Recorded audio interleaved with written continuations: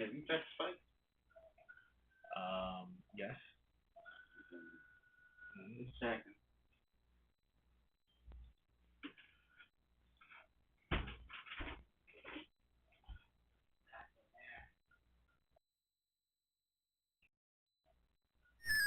Oh, yes, it did.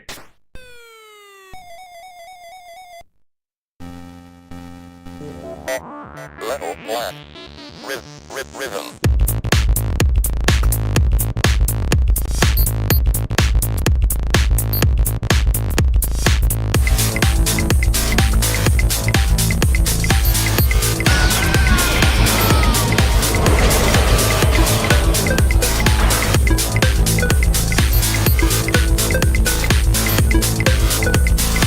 Watch your back, girl, I'm gonna make it last. I give it to you right there whenever you want. So come on, girl, let me take you to another world. You the one that I love to hear about the girl. Die for you, cry for you. This is what I can't deny. Die for you, cry for you. Please don't say goodbye. Die for you, cry for you. This is what I can't deny. Die for you, cry for you. Please don't say goodbye. 1, 2, 3. Never say goodbye, I'ma die with you. I hate it when you sigh, cause I cry with you. See, I never say goodbye, I'ma die with you. I hate it when you sigh, cause I cry with you. Say it. Tick 4. Woo!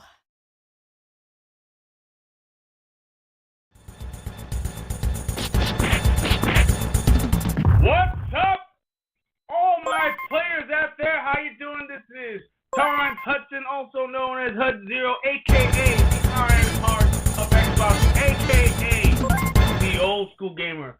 And welcome once again to another episode of Gaming Trouble. Thank you for tuning in today.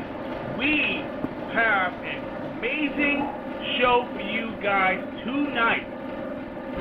But, of course, I cannot do it without my team and one of my teammates who is definitely my Samoan brother from another mother. He is the one who is guaranteed to put you in a chokehold and make you tap out to Neon Samurai himself, the one who's all about the stealth game. It's Oni San Egan.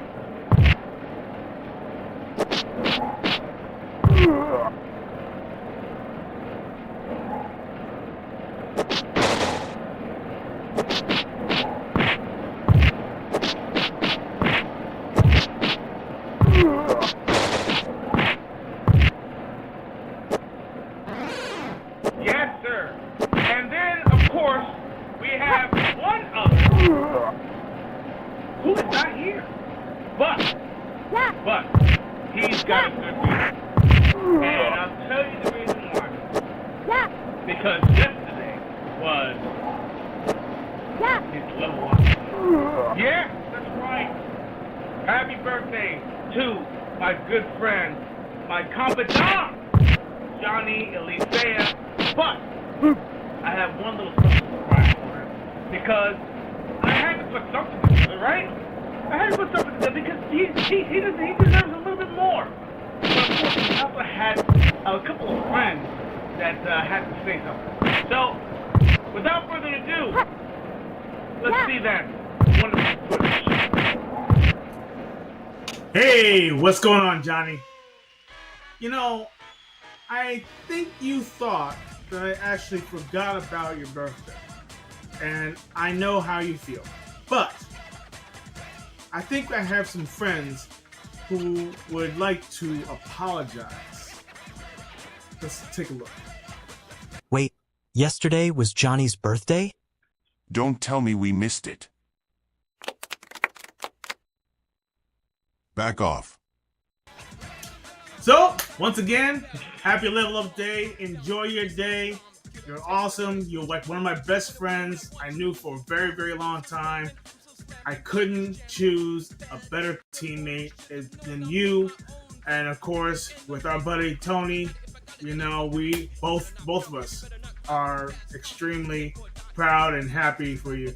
So, once again, we will see you definitely on Sunday. We got a lot to talk about. Enjoy the rest of the show. All right.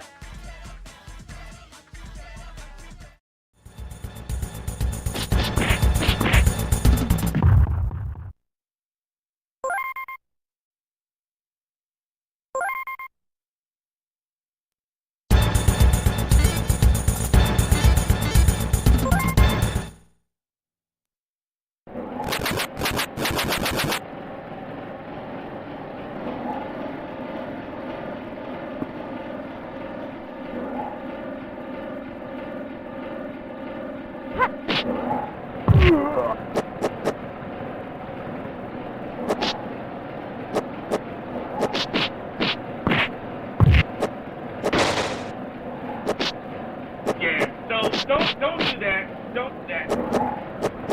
You know, happy birthday once again. I can't wait to for you to come back and tell me about, you know, how you spent your birthday day, because your birthday was yesterday, but you actually celebrated today. But, you know, tell me all about it. And of course, Sunday is gonna be an awesome one. I think everyone should know about this. We are still doing our 100 subscriber contest. It's gonna be awesome. You get to win one digital copy of Shinobi Art of the most amazing. If you haven't played the demo yet, what do you do? Demo's out now. Play it. You can play it as long as you want. You can play the demo and everything. It's only one stage, but hey, you can go back. Play it again. You can do a speed run. You can do whatever you want until the actual game comes out, which will be, I believe, August 29th or 28th? 29th? 27th, sorry, 27th. August 27th. And let me tell you something. If you love Ninja games, if you love side-scrolling Sega and .emo, it's going to blow your mind. And believe it or not, I got so addicted to the demo itself. I said, okay, you know what? Give it to me now. Take my money now. Holy cow. But I'm going to go over the contest rules one more time so you guys can actually get the idea.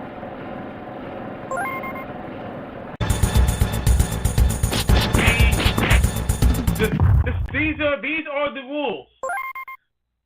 To celebrate hitting our first milestone, 100 subscribers, we are slicing into the actual digital giveaway of Shinobi Art of Vengeance. You actually will win one digital copy of Shinobi Art of Vengeance for a console of your choice or Steam. But it's only one copy, so that means you have an opportunity, you have a chance. But this is how you enter. You have to be subscribed. You have to subscribe to our channel. You also have to be active. That means if you're on our channel and you are a ghost and you are quiet, guess what? You don't get an opportunity. Because when I'm actually on and I don't see you interacting, your name will not go into the bag. Also, be present. That goes without saying. Because we, my friends, like people who socialize. We like people to be active. We like people to actually say something. We want people to actually talk about what they like, what they dislike. Be interactive. We're not talking to ghosts. We are talking to players out there. When you are, I hope you're not one of those silent types of thing. When you're actually on a team online and you're like one of the ones who don't like to communicate, and that's the problem. When you play in Division 2, I don't like to talk to a wall. I need to know what you're doing. Same thing, Call of Duty. Same thing with any game. Talk to me, man. We need to communicate. Hey, come on now. But, okay, so that means if you are not there when your name is drawn, the prize goes to the next ninja in line. So that means if you're not there, or you're not doing anything, guess what? It goes to the next person. We're going to do the spinner one more time. And it's going to do another drawing, and then that next person in line will actually get the prize. Also, if you actually are abroad or you're actually overseas, we will work with you. We'll try to find out what we can do. I don't know. Maybe we can actually be able to get these gifts for your region, or probably a gift card or something like that. We're trying to figure it out. We're going to work out the details, but no worry. You will get the game before the game gets released. So don't worry about it. We will make it happen. So, what do you think about that, Tony? It makes you want to, be a part of the crowd. It's like, I want to win. I want to win.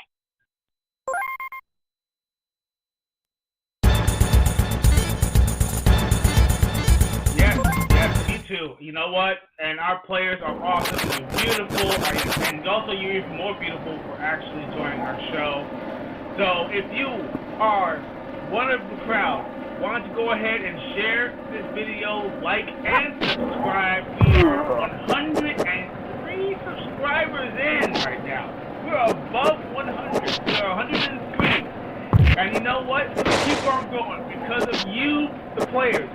And we have other things that's going on too. We actually have a store. I'm going to give you the details later on in the show, so that way you can actually be able to check out the merch. Also, we're going to do a small little intermission in midway into the show that's actually going to start talking about a new campaign that we're actually working on, because we feel like the word gamer is old, it's used up, it's something that feels too much of a stereotype. It's done. I don't think gamers should be even in the vocabulary. Why? Because we are more than gamers. We are players. We are the ones who build. We are the ones who create. We are the ones who actually go out there. We actually touch grass. And we actually interact with people. This is what gaming should be all about. It is not an isolated thing. It should be something bigger. It's bigger than us. The game industry has grown substantially. You can now play games on your phone. You can play games on your TV, smart TVs, by the way. You can play video games on any console. Listen, the Switch, innovative. You can be able to. There's a gaming PC called the Steam Deck. You can take with you. It's amazing. It blows my mind. I could never fathom that when I was younger, that you could be able to have a PC in your hand. It's amazing. I love this industry. I love video games. Video games as art form has grown so big and so amazing, and I can't wait to see what's gonna go next. I thought VR was gonna be next. Hold on a second. Someone's talking about the background being loud. There we go. All right, got it. Oh my gosh. All right, so yes. Now you can everything should be set now. Good. All right. Let me tell you something. This industry is so huge. It's been growing.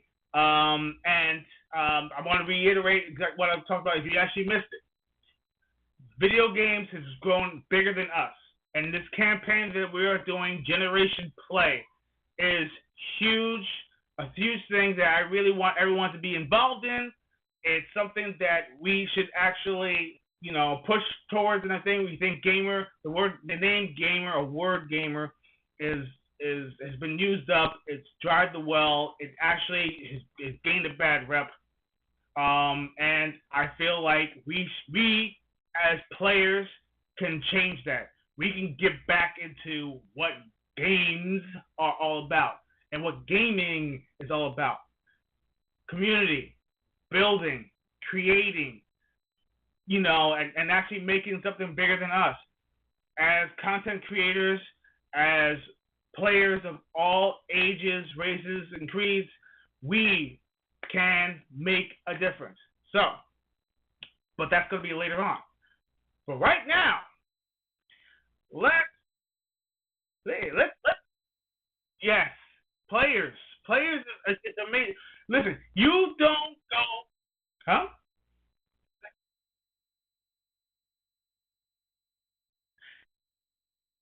They thank. Oh my gosh. Yes. Yeah. Listen, you don't go to arcade and it says Ready Gamer One. Do you see Ready Gamer One? I don't think so. What does it say? Player one, player two. That's what you are. You are the player, right? Because it's just you and the game, and you are in control. So I think that this is something that I really want to push, and I'm hoping against hope that we actually get a trend going. So, but anyway, let's go into our topic of the night. Stealth, gaming, going into the shadows. This is actually something that I actually love about gaming. Imagining climbing as Sam Fisher, being able to go into the darkness and taking out your enemies in the dark with only those three ominous lights in the background and your death. Or going over the rooftops and everything as out here, and actually being able to take out enemies from the sky without even noticing it, and jumping into a needle haystack and everything, and actually blend into the crowd and everything like nothing's ever happened. These are the stealth mechanics that we live for, ladies and gentlemen. So we're going to get right into it. We're going to talk about the best and worst stealth mechanics in video games. So, Tony, tell me about something that you actually love. Just pick one game out of the air. One game that you actually loved that actually had like some of the best stealth mechanics that you said, "Oh, I want to be him." Ooh, yes, absolutely. Oh, Assassin's Creed, baby. Woo! Love it.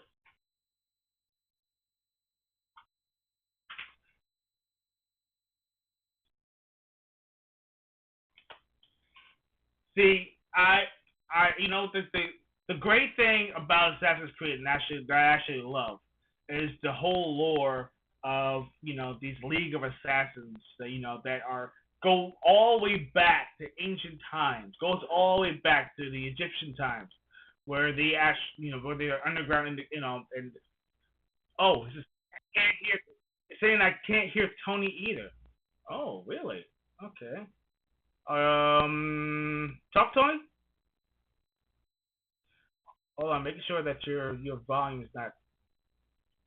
Oh, really? Yeah. Holy cow. Hold on. Making sure that it. Yes. Hold on a second. Here we go. All right. Where can I find ammo for the PSEG-1? All right. Talk again. Where can I find ammo for the There we PSEG-1? go. We got you. We're back in action. Sorry about that, folks. All right. Kept you waiting, huh? I say that all the time. Few people catch it. It's great. Like when I do it at like a grocery store, and some teenager like looks at me like, "Dude, that's awesome." Yeah. So anyways, people probably missed it because you actually, you're probably on silent, but you were in the shadows. So why don't you go ahead and repeat exactly what game that you actually loved? That actually, you said Ezio, right? Talk about Ezio. Yes, Assassin's Creed 2 and the entire Ezio collection that takes place in Italy. I have never. It embodies Assassin's Creed. It is Assassin's Creed. Anything else around it is just perks. But if you want to play an Assassin's Creed, pick up that series, that trilogy.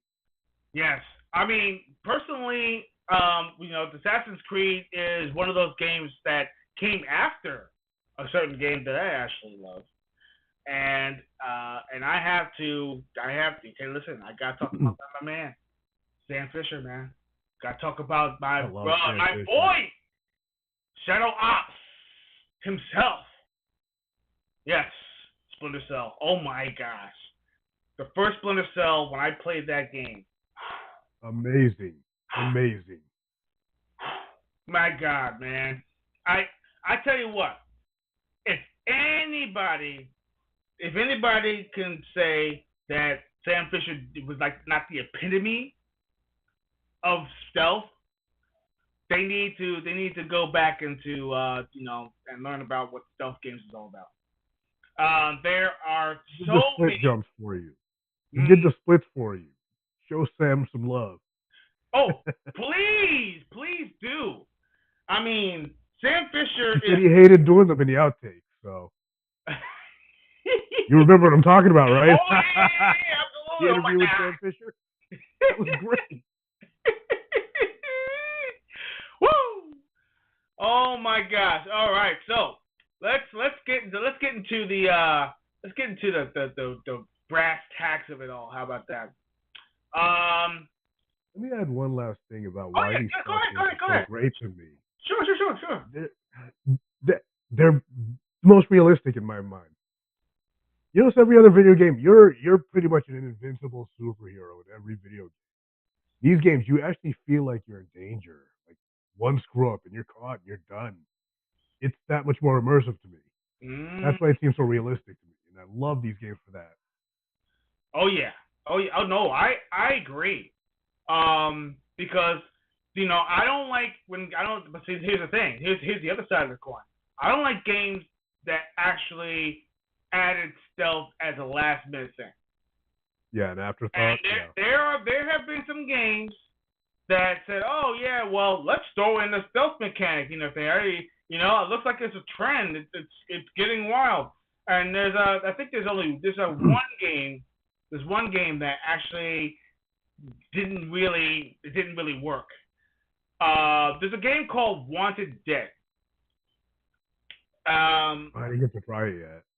Yeah, some people are like, oh yeah, that's an action game. Yeah, it's true. It is an action game. That's what it's supposed to be. But the stealth part of it wasn't working. Because you're supposed to get behind cover. You're supposed to be able to you can take out enemies and without being seen. The AI can see through the wall. Yeah. It's not even trying. I mean, basically, it's not even trying because you actually go against the wall, and he's like, "Oh, we can see you. Wait, hold on a second. You can see me through all this stone and concrete. What are you, Superman? Are you kidding me? I mean, and trying to walk slowly. Nope. It's like you're walking on freaking what do you call it? Those popping bubbles that you actually get in packages. I mean, come on, man, that's ridiculous. That kind of thing I don't like. So let's start. Is it an open world sandbox game?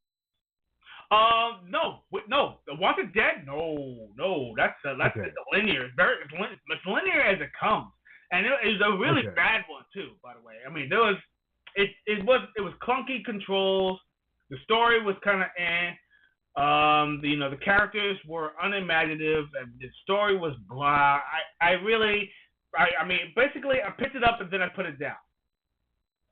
I tried to play like through a few stages, and trust me, I said, nah, man, this ain't happening, bro. It's not. And the only reason why I picked it up was because it was deep discounted. Imagine if I picked it up at full price. Imagine if I picked it up for $60. Oh my gosh, I would want my refund. I want my refund fast. That's how bad it is. I mean, don't get me wrong. I mean, they try, but it didn't work. It didn't work. And even the voice acting was bad. I've noticed when they have like a third person open world sandbox action game or whatever type of game, right? Say like Grand Theft Auto or Saints Row or something like that. Yeah. They will sneak in like a stealth mission here and there, and it never works out. Explain those stealth parts of the story with the cutscene. It doesn't work in gameplay. True, so true, man. So let's see. I am actually going to let's start at the top. Let's talk about some of the games that actually have some really awesome stealth mechanics. And I'm actually going to throw in because I know we actually gave show notes last night. But I threw in a couple of extra notes just for the hell of it because I feel like there's a game that was sorely missed, and I don't know why the game was not even mentioned at all. And I said, wait, how come I did not add this one? And I'll talk about that one in a second. But let's talk about one of the games that actually was the epitome of stealth. Not before. Well, not before Sam Fisher, because Sam Fisher was actually there, but a little bit after Sam Fisher is another gentleman, all right, who actually, you know, it's all about the mission. He's got thrown into it, and we're talking about Mr. Solid Snake himself, or Big Boss. Metal Gear Solid 3. They're Snake. not the same guy. Oh yes, I know they're not the same guy. Mm-hmm. No. Because Okay. because Hey, wait a minute. what's that? Solid is not Big Boss. No, Solid Snake is not Big Boss. That's right. Big Boss is like I think the clone of some Nope. sort. Nope. No, not even a Nope. clone. Big Boss. Solid and Liquid are clones of Big Boss. Right. So okay, there you go. So technically, he's their father somehow. okay, Because yeah. So on the cellular level, maybe because of, yeah, because Big Boss was sterilized in Nam or one of those from the Agent Orange. At Yeah. least from what I remember reading in that ridiculously large lore of Metal Gear. Oh, listen, it's All I know is he was sterile, and and Solid and Liquid are clones of his. Yep. So Metal Gear Solid 3 is more of a prequel than it is a actual because everyone's played Metal Gear Solid and Metal Gear Solid 2. Metal Gear Solid 3 takes place before all that. Personal favorite. Yes. That's my personal favorite. Now, why do I shout out this game? Because they really worked on these stealth mechanics, and they are amazing. The fact that you could be able to, one, blend in the water, come out almost like an alligator. Yeah. Come out the water and everything, you can be able to take out enemies and everything and drag them down. Being able to actually camouflage yourself. And stamina, which actually counts as well. The jungle beats, being able to go into the grass and stuff and not be seen. Going under bridges and actually taking them out like that. Oh yeah. Let me tell you something. This right here is so amazing. The AI don't even know what's coming until it's too late. Utilize everything. And trust me, it sets the gold standard for immersive stealth storytelling. So let's talk about some of the like the moments in the game, which are great. Especially the fact that you are the one who can be able to go into pipes and take out snakes, and you can eat them too. By the way, they didn't call him Snake Eater for nothing. He got to eat them. Oh yeah, absolutely. I just remember the banter between him and the lady. Oh geez. Every time he found a new species of animal, he'd troll her. What does it taste like? It is what it tastes like. Yes. Yeah. Absolutely. Every time, and it made me laugh every time. Oh man. And but he's also, he's a ladies' man without being a ladies' man. He likes to tease. And that's what's so awesome about it. That's where Solid got it from, because he's the same way. Absolutely. So, stealth. Talk about some of the moments that you actually liked on Metal Gear Solid 3. I know this is like one of your favorite Metal Gear Solid games. Well, not only does it incorporate all the good stuff from Solid and Solid 2, it added the camouflage aspect. And the strategies you could plan using that camouflage made it like a whole different game. That and they fixed the fixed camera angles, where the game was so much easier to look around, and you could be even stealthier. You're not restricted to moving a certain way because you just can't see because of the way the screen's set up. But definitely the camouflage. Also, you get rewarded very well if you unlock certain things with a very cool camouflage, where you become almost untouchable, pretty much. it's almost unfair. Yeah, you know which camouflage I'm talking about, right? Oh yes, absolutely. And it's like literally you're invisible, you're like completely invisible. Meanwhile, you're dressed like two flags, depending on your front and back, and nobody wants to shoot. You know, exactly. It's crazy and it's so amazing. But except for but there are some parts of the thing where you had no choice. I mean, obviously, especially the part of the bridge, where you had to cross it and stuff like that, and that was a cinema scene though. Yeah, still. You know what made the game for me? The fight with the end. Ooh. The old sniper. Yeah. That was awesome. Woo! Also, I was able to get it with a tranquilizer. What? No. Yeah, and I got an achievement for that. Yeah, I could get it with the tranquilizer. You could trank him. Okay, I'll have to play. Yeah, give it a try. You can trank him. I will have to. Oh, you get an achievement for it too, right? Huh? Well, you know what? That's probably an achievement that I actually missed. See, that's the reason why there's a difference between me and Johnny. Johnny likes to get everything. Oh, he's a hunter. He is an achievement hunter. Yes, he is an achievement hunter extraordinaire.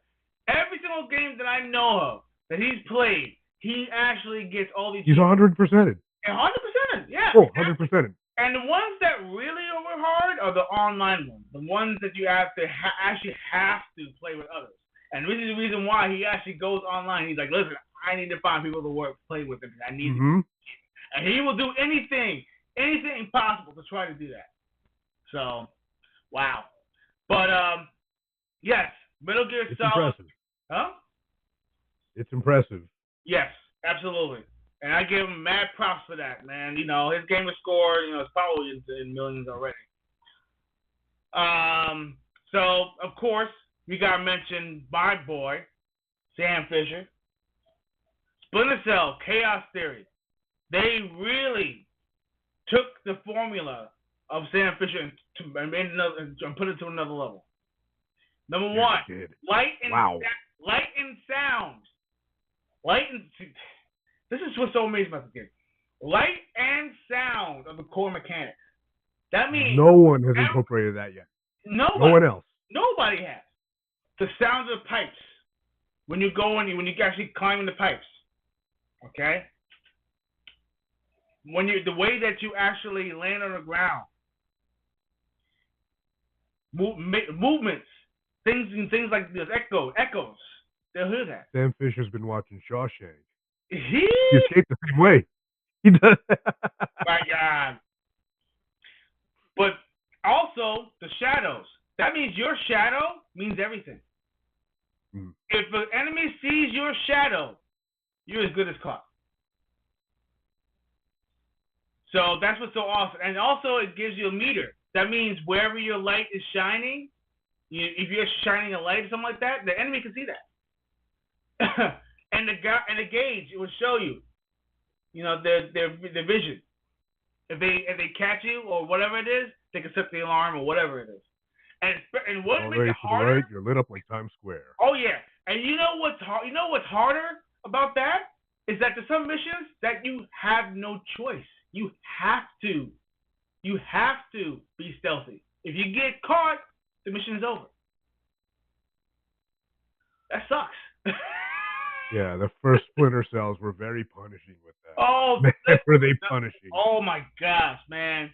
That's what I'm saying. This game was all about the stealth. You get caught, the mission's over. Especially in this game. Hitman Blood Money. Wow. You want to talk about... Go ahead. What you gonna say? That game's been fun for me since the first iteration. It is unique to me. I love Hitman. Just as unique as Splinter Cell, Hitman is unique. Yeah, it really is. Number one, your stealth is not necessarily stealth. It's about actually not leaving any evidence behind. Mm-hmm.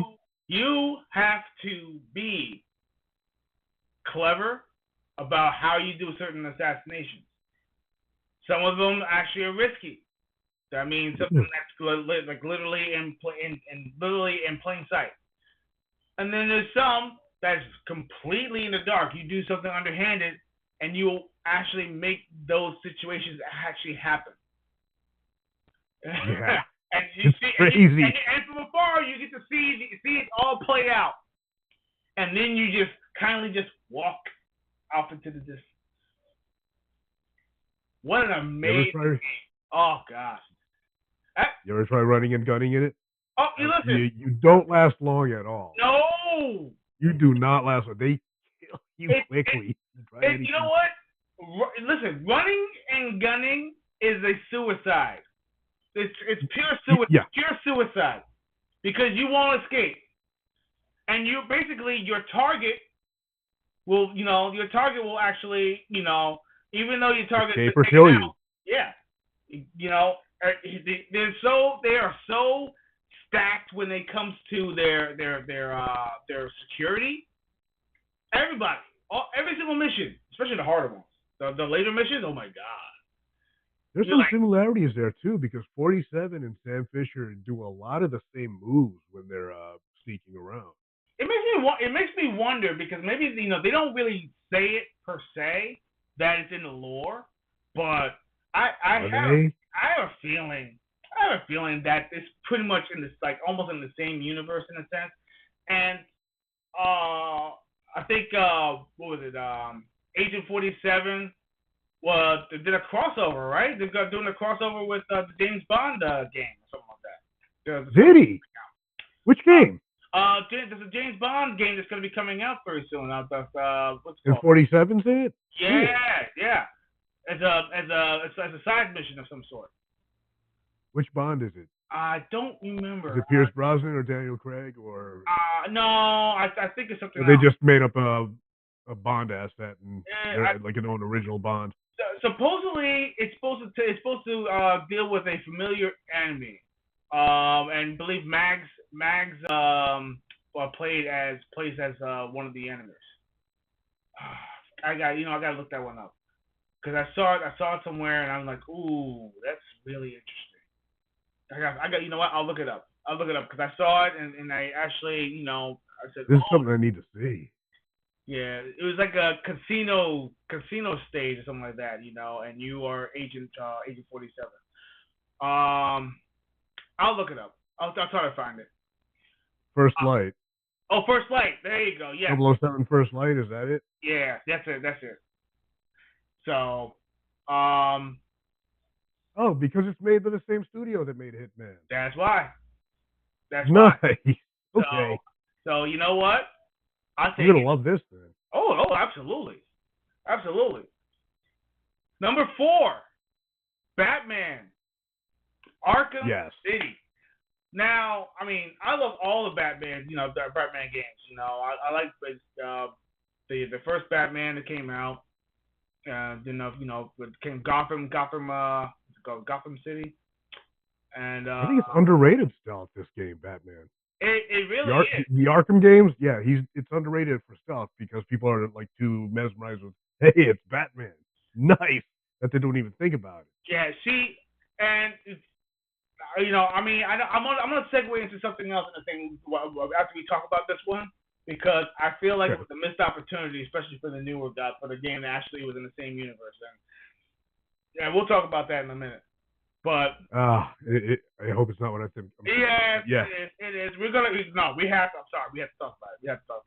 I had to get off my chest because I feel like it was such a massive fail in so many ways, and I wish they actually just kept the mechanic in, but it didn't.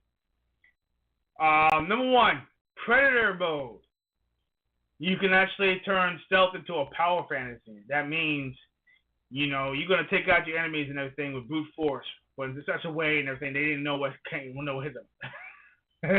Oh, he like ping pongs off them in midair while he's kicking them in the face. Oh God, it's amazing. It's like poetry in motion, and it makes you feel. Yeah, it just flows. And it makes you feel like Batman. It just makes you feel like Batman, And I'm like, dude, God, give me more. and you're like, oh, can I play this mission again? Because it's so good. That's what's so good about this game. I tell you what. When it boils down to the WB games, especially when it comes to the Batman series, they knew what they were talking. They knew how to do it. They knew how to make it happen. And that was a Batman game. And everybody's begging for a new Batman game. They are. People want another one. Problem is, I don't know if they are. Haven't heard anything about it. What happened to Suicide Squad? What happened to another game, which I'm actually going to talk about right now? They ruined the opportunity. I think they pretty much kind of kicked it in the balls and left it in the corner squealing like a little girl. But the gadgets are so cool. The gas pellets, the smoke pellets, the silent takedowns, the spray foam bomb. Oh yes. You forget his exploratory tools too. I mean, we can talk about the weapons all day, but he's got some really cool exploratory tools, like the grappling hook. Yes. Foam bomb. Yep. Or better yet, using the batarang, the what do you call it, the the RC batarang. Open that thing, hanging them up like a trout. yeah, just like in the movie. That was great. Yes, loving it. That's Batman for you. I love Batman. He's so innovative. He's just so awesome. And also, it makes stealth feel empowering, not restricted. So that's the only stealth game I don't feel scared, man. No, not at all. Batman. You're over there, and you're actually on top, perched like a freaking eagle, just waiting. Those punks don't stand a chance, man. They don't stand a chance. Not at all. It's great. It's such a fun game. You do it from a height that's ridiculously high, and you just swoop down like a freaking bat missile, and just laying them out, and it's so good, and it feels so good. So I give them props, but I had to talk about one game that's in the Batman universe that I just wish they.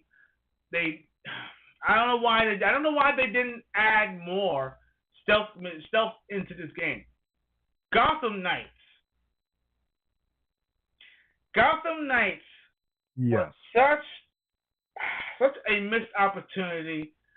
They made it too much more of an action game than the same like detective type of skill game that Batman was. There's barely any. There was barely any. It was more like a brute force type of game. You have 4 different characters. Each one has their own abilities, yada yada.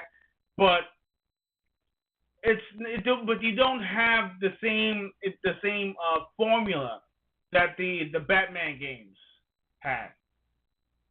I just wish they they thought it more thoroughly. I mean, I just feel like they missed the mark, man. I don't understand. I mean, and that's what's so frustrating about the game, because I was gonna give the game a shot. I mean, really, I said, you know what?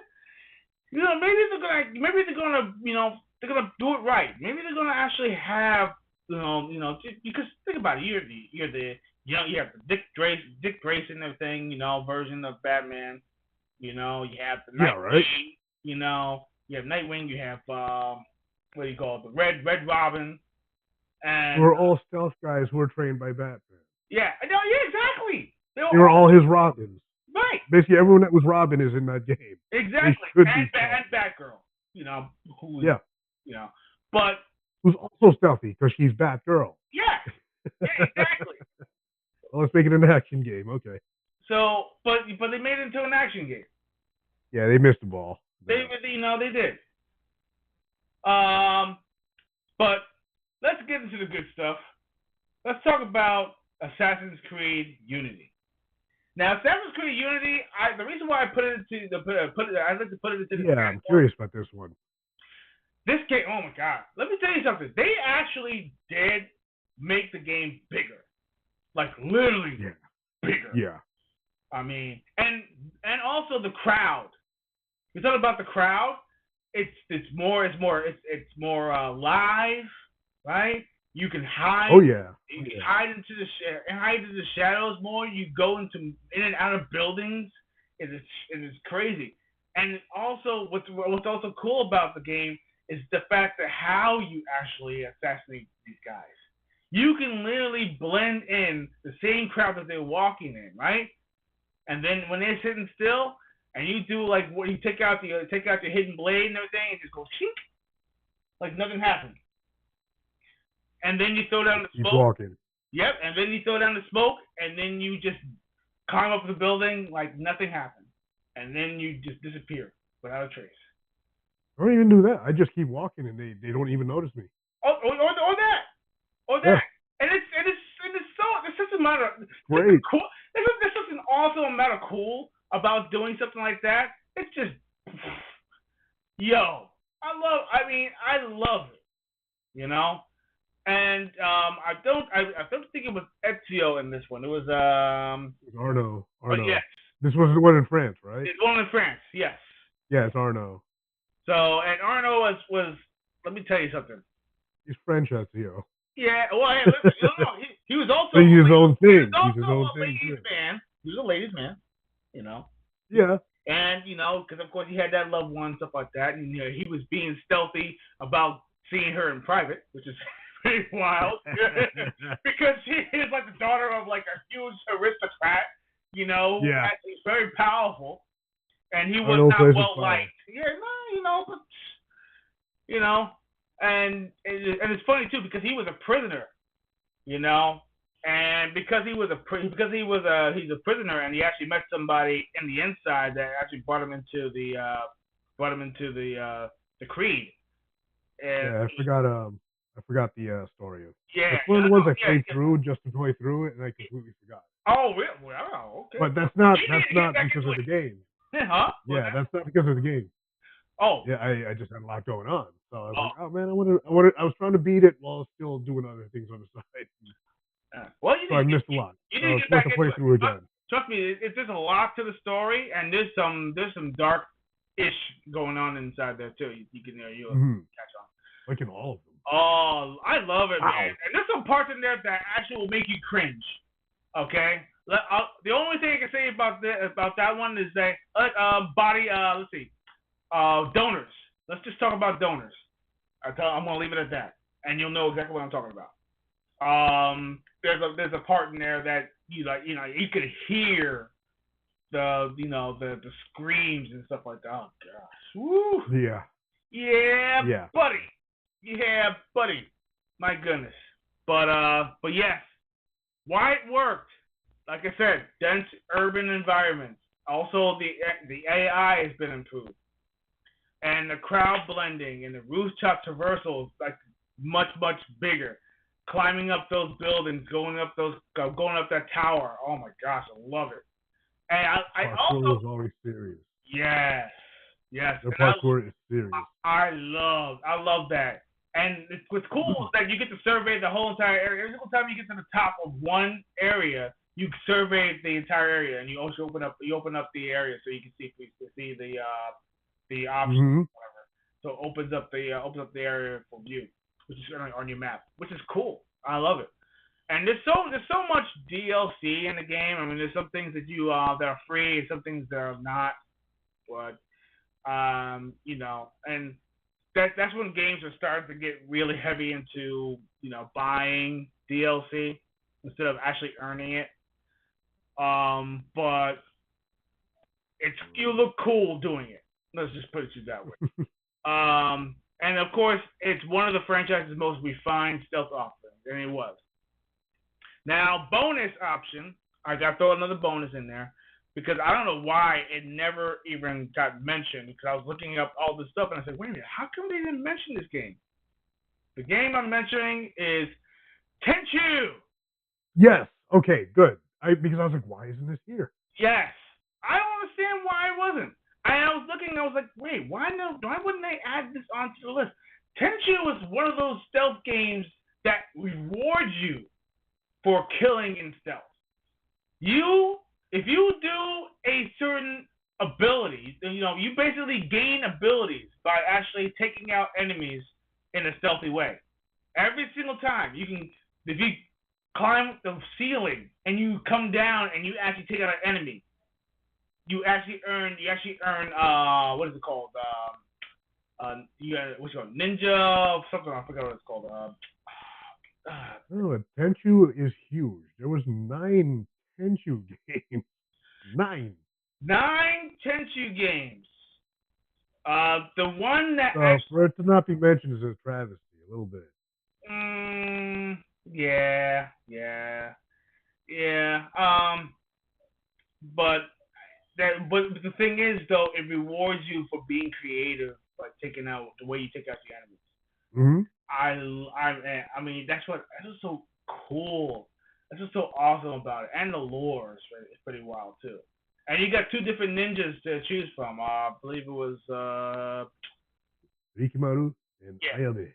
Yes, and my gosh, it's so damn cool. I think Tenchu actually deserves to be up there for one that knows how to do stealth right. But we could actually mention that one that actually missed the mark too. So we're gonna mention that in the worst stealth mechanics. But before we do that, I personally relate to Rikimaru because of the premature grays. So, yeah, it's one of my favorites. Hey! You know what though? don't knock on the grays. The grays, man. It's defined. I earned them. Yes, we earned these grays, man.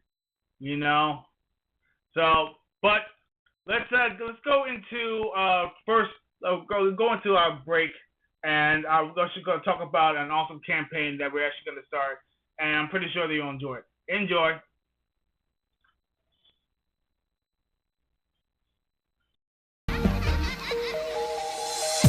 Gamers play games. Players change the game. It's time to evolve. To move from passive consumption to active creation. Stop being labeled and start being legendary. You're not just a gamer. You're a player. This is a calling to all gamers. You've leveled up. You've conquered worlds. You've felt every pixel in your soul. But the word gamer, it's outdated. You're not just someone who plays. You're someone who creates, connects, and leads.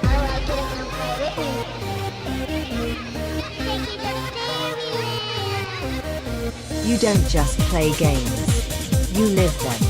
You shape them. You are the game. It's time to stop being a gamer and start being a player.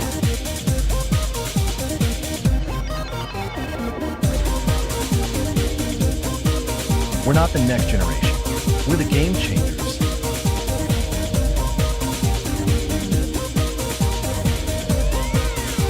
Play is our power. Culture is our canvas. We don't just level up. We rewrite the code. Born with controllers. Built to take control. This isn't a hobby. It's a movement. We are Generation Play. Get on the level.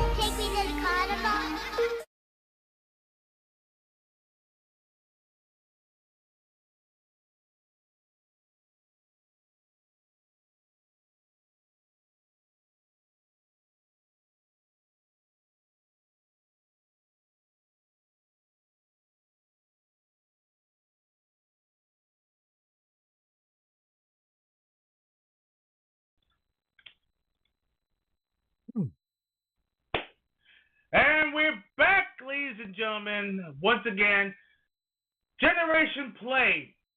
Get on our level. This is actually a campaign that I've actually started to put everybody on notice when it comes to gaming. We are the players. We should really ditch that gamer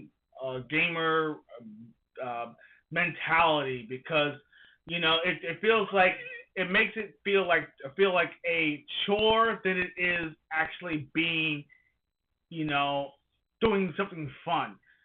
But it's also about creativity. We as the gaming community have a responsibility to make video games, feel like what it should be. It's about yourself, more about you, more about your satisfaction, pretty much, and also enjoying it with others, because that's what it's all about. It's actually about a shared experience, and then of course sharing the experience with your fellow players. If you like games that much and you want to share it for yourself. Don't do it because you want to get clout. Don't do it because, hey, I want to see how many views I have. Do it because it's what you like to do. And if you like sharing it, be the one that's sharing it. Sharing it because it's your experience. Make your experience yours. People want to see how real you actually are. And that is the reason why Generation Play is a campaign that I want everybody to be a part of. So join us in there. And also we do have some t-shirts. I actually am making, we can actually be able to purchase it in our store. Like, once again, I'm actually going to show you where the store actually is at the end of this show. And then you can actually get it for yourself. You can put it on shirts, you can get it on hats, you can get it on practically anything.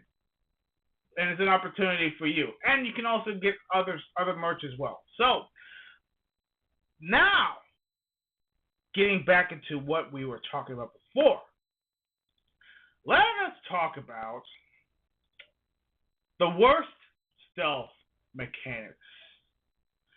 The mechanics that actually fell from what it's supposed to be, or rushed into a game, or just thrown in for goodness sake. Let's talk about that. So there are a few games that tried, but absolutely failed at making, having the stealth mechanic. So let's start with one game that comes in particular, and I don't understand why they actually. I mean, come on, they made 2 games before this one, and now they say, "Oh, it's not supposed to be like that." Watch Dogs Legion. I never got around to playing this one. Yeah, you know what? It's not worth it. It's not worth the romp. I'll tell you the reason why. Number one, they stuffed too much into the game without, and one of those. completely missed the ball when it comes to the lore and the story of what it's about. They tried to take everything from 1 and 2 and built on that and made it so there's more characters that you can actually beat. And they shouldn't have done that. The first 2 games were built all around 1 or 2 different characters. That's it. This one, now you're like a whole bunch of characters. And I think, of course, they actually kind of thrown in the online mechanics too, which I can get into that later. But why it actually falters when it comes to stealth, it's optional. Now, riddle me this. Isn't Watch Dogs supposed to be all about stealth? It's supposed to be all about stealth for several reasons. One, you're not supposed to be seen. Every single time you go to a camera, your face is blurred out. Mm-hmm. Every single time that you actually unlock a door, there's a risk involved. Everything that you do in the game, it's not about shooting and killing people. It's about trying to infiltrate, getting information, finding out who's behind it, right? That's what it's supposed to be about. It's about the dark web. It's about all these things all in one. Problem is, they completely missed the mark with this one. It's almost like, it's more loud and proud than an actual game, so I don't understand it.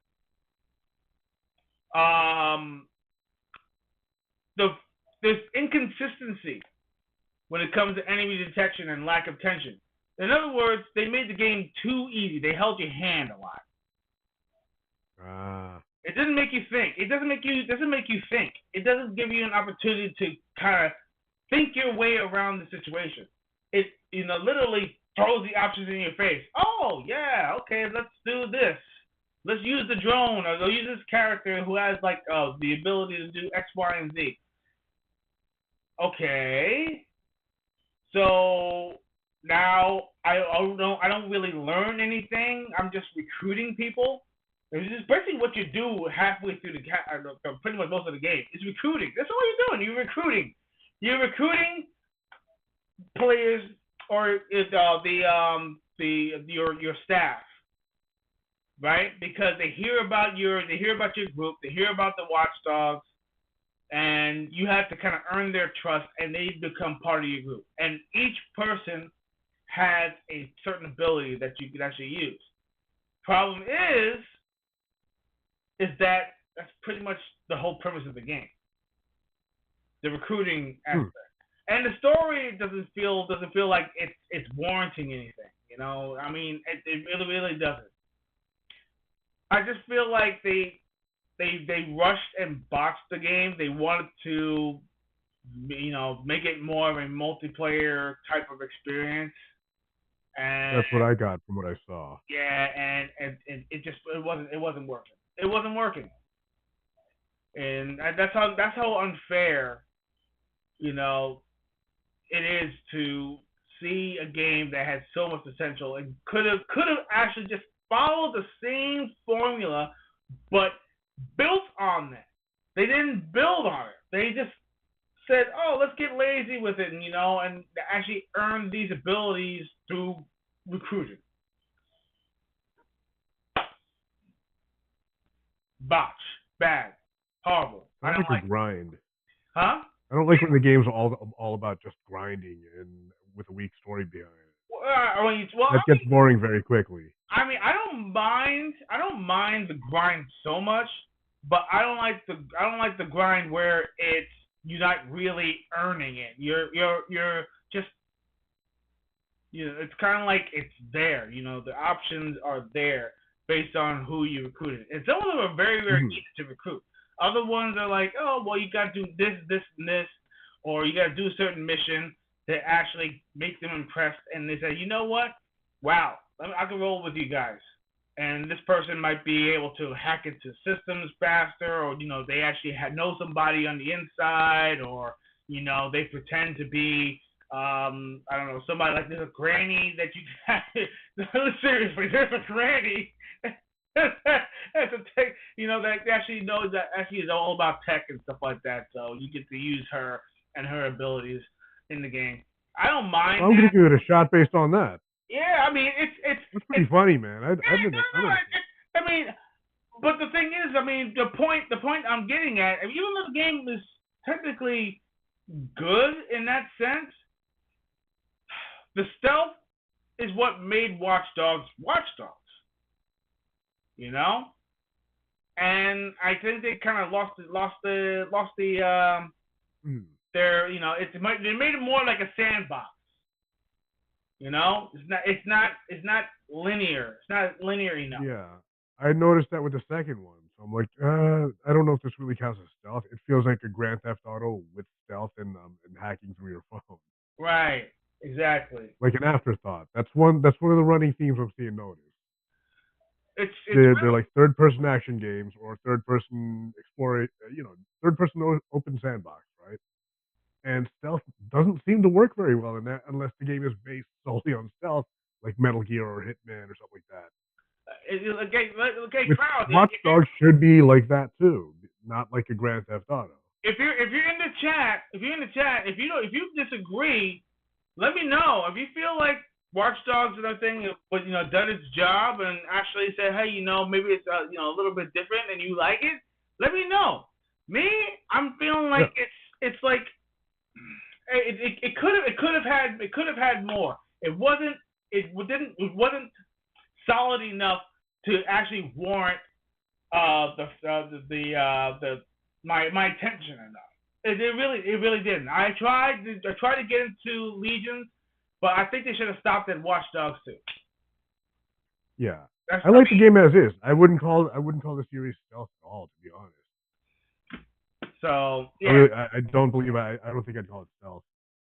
It's more sandbox to me than stealth. Right. It's sandbox with stealth elements. Right. Exactly. Thank you. That's exactly what it is. They use stealth as an afterthought, not as a feature. Yeah, it's not the center. Right. Which is what differs it from Splinter Cell or Metal Gear. Right. Or Assassin's Creed. Mm-hmm. This is we actually discussed this one before and everything. I would love to hear your input. Assassin's Creed 4 Black Flag. Now, okay. I kind of sat back and was like, okay, you know what? Because I was going through the game in my head because I love Assassin's Creed, I really do. I agree. Man. I somewhat agree with your view when it comes to it. I want you. Actually, matter of fact, I want you to talk about your view, and I want to kind of counter your view in a sense on my theory. But explain to me, because I want you to explain to the players out there why you think Assassin's Creed Black Flag and everything kind of did his job and everything when it comes to stealth. I just don't think it belongs there. The only issue I see is when it comes to stealth elements and the gameplay regarding stealth, nothing changed. They just didn't touch it. It felt like if it wasn't broke, don't fix it. And then they focused on the new gameplay, like the ship mechanics and all the other stuff. Okay. But as far as stealth, I mean, if it was good for the last few games before it, why would it be bad in this version? I don't think it belongs there. I just think they got lazy, or they just didn't think it needed any fixing. So that's why I don't believe it belongs there. You know what I do believe? Which Assassin's Creed I do believe belongs here? From Odyssey onward, all of those. I can run through all those games, not do an ounce of stealth. You are right. Pack everybody apart. You are and right. not feel like an assassin at all. That belongs there. Replace Assassin's Creed 4 with Odyssey, Origins, Valhalla. They belong there. Those aren't stealth games. They're action games with stealth elements. You know what? I would have to agree. You know what? I want to take Black Flag out of this list. I really do. Yeah. I feel like they just didn't do anything extra or new. No. It's pretty much that doesn't warrant being on the list. It's the same formula. The same formula, but they added the ships. But it feels like the ship mechanics and the thing they put all their focus on because it's a new mechanic, and I think they wanted to put more emphasis on that and made it feel like stealth was kind of like an afterthought, not a feature. They left where it was stealthy alone. Yeah, I get. They didn't add anything to it. I get you. You know what? I would definitely take it off the list. I'll take it off the list of the thing of the worst because it really isn't the worst. But I will throw in Odyssey. I will throw in Odyssey. No, I love those games, but they're not stealth. I love them. This is the thing. I love the games. But the fact is that stealth is not a feature. They're action RPGs. They're not stealth games. They're action RPGs. Thank you. Yes, exactly.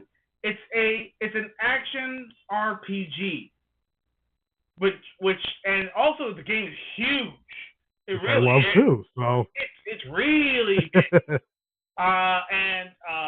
And long. I mean, and I think that's kind of what threw me out of it because there was so much to do in the game. It felt like there was no end, and that's what kind of threw me off. It's like, oh goodness, I mean, and you become like, you don't do anything stealthy. You're in there and you're taking out these guys kind of like head on, and you become so powerful and everything. So what's the point of doing stealth anymore?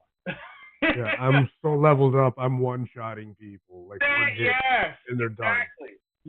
I would disagree with of Origin though. Origin actually does have more of the stealth. Yeah, it does. It was Odyssey where it started becoming more RPG. Right, exactly, and Origins did try to hold on to the original formula a little bit. So Yeah. I got to give him that. Yeah. Because if you run through his bike and try to like hack and slash, you will get killed too.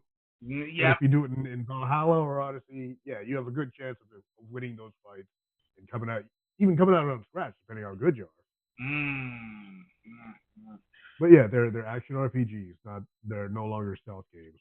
Exactly. With the exception of Origins retaining a lot of the stealth. Thank you. Exactly. Yeah. Cause I have to say that Origins was like considered one of I my. loved Origins. I would say it's my probably from 1 to 5. It would be number 5 when it comes to the Because I love Assassin's ancient Egypt and ancient Greece stuff. That's why I loved Origins and Odyssey, and I ended up liking Valhalla. Well, it's different. It really is. Yeah, very different. Yeah, so that's the reason why that probably it resonated with you, which is great. I mean, I just felt like it was just too much to do. I mean, I almost gave up in Origins, but the game was so addicting to me. I'm glad you So didn't. Right? It was good. I was immersed. I love the lore. I love that Egyptian lore and all that. Me stuff. too. I love it. And the awesome. and the fact that you have all that desert and stuff like that, but you could do a lot in it. So it's wild. And of course the animals. I get to slide down a pyramid. Huh? Oh yeah. You get to slide down a pyramid. You get to slide down whenever you feel like it. Yes. Whenever you feel like it. Yes. So freaking good, And it's in the land. I mean, even though it's all mostly desert, it's beautiful. It's absolutely gorgeous. And the fact that you guys should go on, rescue people off the ship. Yeah. Oh, Dorian just said the Lord got me as well. Yeah, absolutely. Oh man, I feel like the afterlife scenes when you. Oh yeah. Mm-hmm. That gameplay was nuts. I was like, okay, they're going off history and mythological stuff now. This is going to be a wild ride. It's so good, and also rescue missions, where you get to rescue the slaves, and you actually working with the slave girl who's actually trying to get to rescue all her people. Come on, man, you can't go wrong with that. I actually love those missions. Those missions are awesome. And then you gain the trust of the people and stuff like that, and you started a revolution, and you guys should get the land back.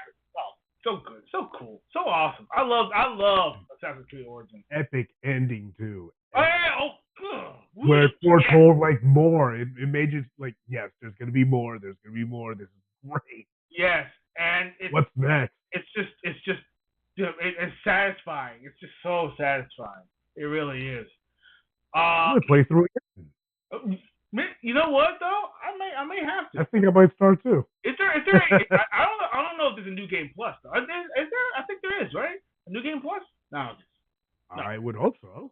No, I don't think there is. I don't think there's a new game plus. You can probably start all over again. I don't know if you have everything with you when you actually start all over again, but Skyrim. Now, okay, I hear it's getting a new game plus. I hear people heckling in the background. I hear it, but hear me out. Hear me out. Skyrim is not built for stealth. It's just not. It's not built for stealth.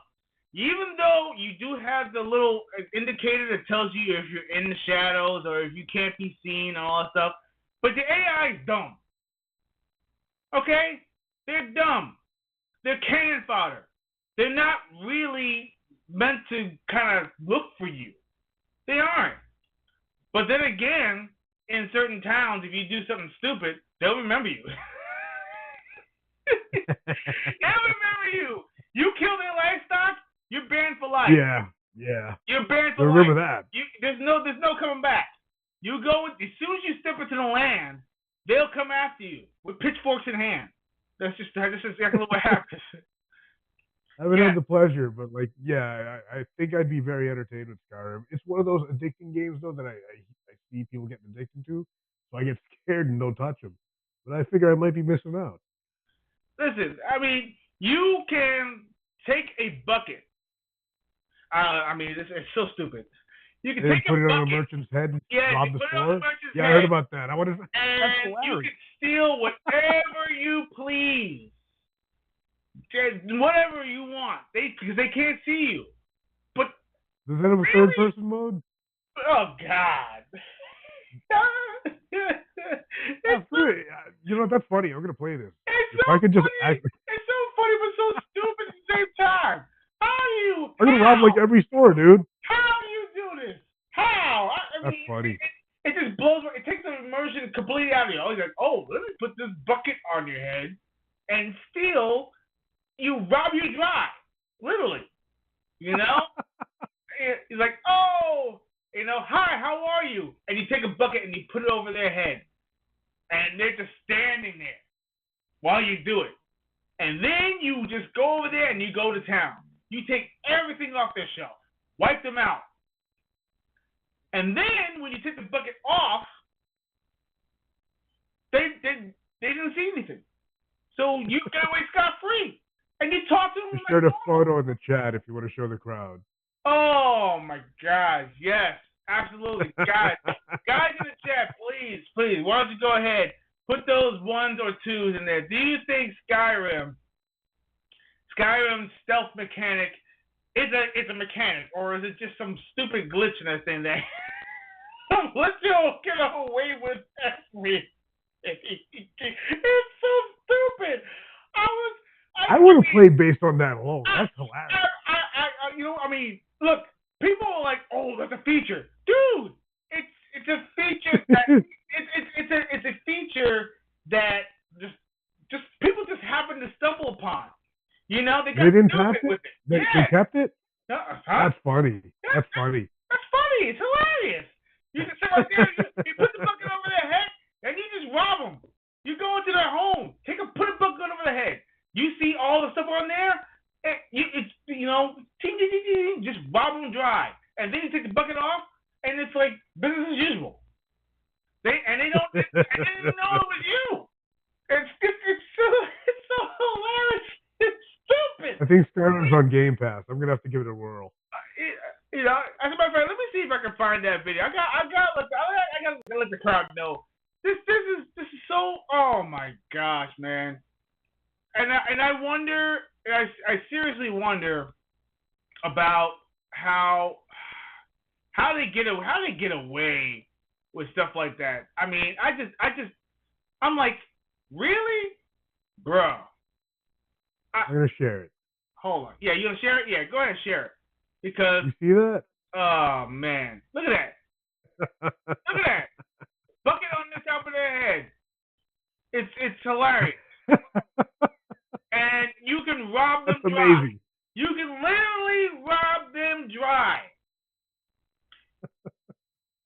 And then you take the bucket off their head and you're like, oh, business as usual. Hi, how you doing? Nice day today. Oh, did you see that Montour out in the forest and everything? I'm like, dude, I just took all your stuff.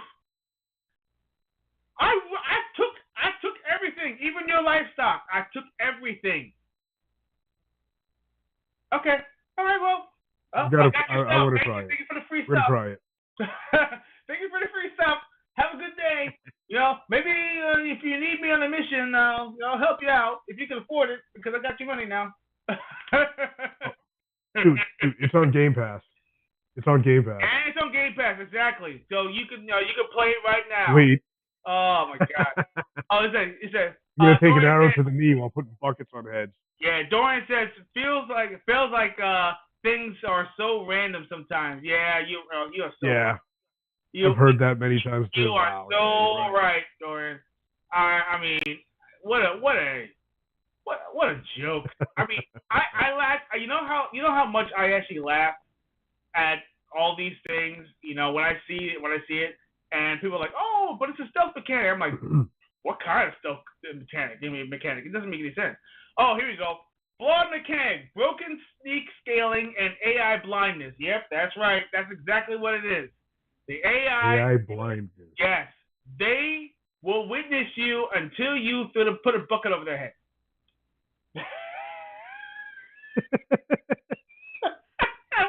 That is great. Yeah, And they kept it. They didn't patch it. Yeah. It's a broken mechanic, and they kept it in the game. They didn't fix it. They didn't patch it. You know what? Bethesda's been very well been known for that.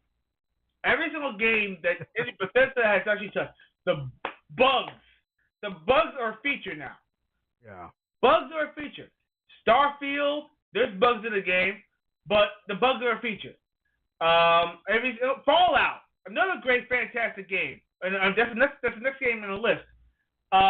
Goodness gracious, it's what kind of scale stealth is there in the game? No, I don't know.